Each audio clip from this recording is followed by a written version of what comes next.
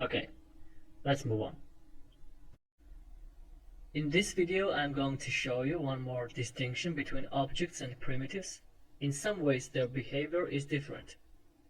Let's suppose that we have a variable a which has the value 10. So when the variable a is created, JavaScript engine in memory creates a new spot for this variable and saves the value of a as 10. Then again, suppose that we have variable b which equals to a. In this case, JavaScript engine creates a different spot in memory for variable b and copies the value of a, which is 10. So you see that we have two different variables, a and b, in memory. We have two different spots for them, and both variables have the same value.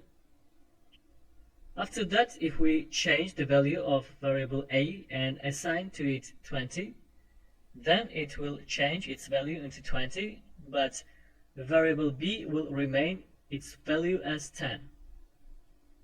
Makes sense, right? It's not special. I think it's obvious. But something different happens when we deal with objects. Let's say we have object C which has property name with value John. So when this object is created, JavaScript engine in memory creates new memory space for it, and variable C is just a reference for this object. It means that variable C knows where the object is located in memory. Okay, then suppose that we have a variable D which equals to variable C. In this case, for variable D, there is not created a new spot in memory space, as it was in case of primitives. The fact is that the variable D as variable C becomes just one more reference to the existing object. So it's something different, right? In case of primitives, variables copied the values, but in case of objects, variable D did not copy the value of variable C. It just became the reference for the existing object. Of course, if we change the value of name property, John will be replaced with Nick. And if we check values of name properties for C and D, it will be the exact same. We will get Nick in both cases. Okay, let's open our text editor and recall the first example regarding primitives. So we had variable a which was equal to 10, so write var a equals to 10, and then var b equals to a. Below write a equals to 20. Let's log them in console, write console.log a, and then console.log b. Reload. So here we have different values for a and b, 20 and 10. And if we check global window object, write window in console, then drop down it, you see that we have variable a and variable b with different values. So again, they took different spots in memory, and because of that, when we change the value of a, it did not have effect on the value of variable b. Okay, now let's create object. Write var c equals, then write name property and the value John. Below write variable d equals to c. Reload and then check again window object. So you see that we have here variable c and below we have variable d as well. They have the same values for name property, which is John. It seems that they look like as different objects, but actually it's not right.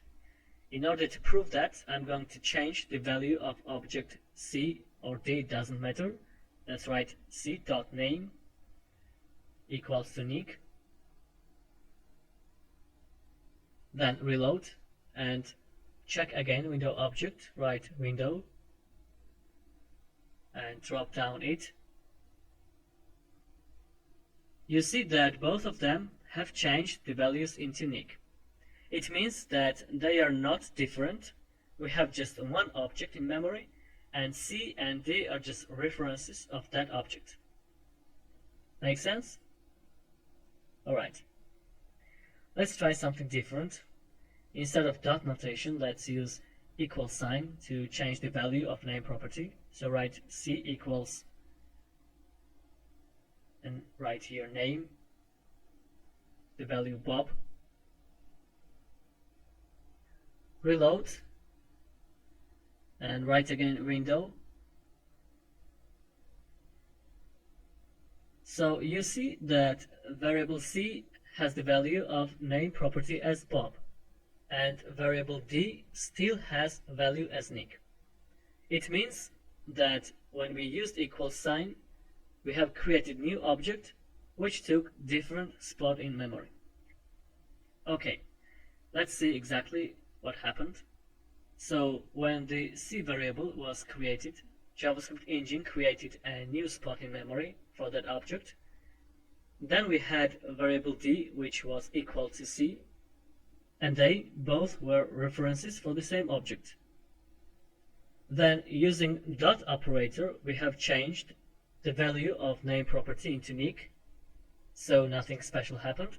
C and D still referenced to the same object, but when we used equal sign and changed the name into Bob, then a new object was created, which took new spot in memory space.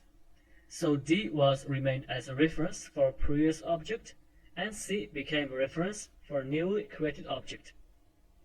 That's why C did not change the content of D. Alright. That's the way how objects and primitives act. I think it was interesting and clear for you.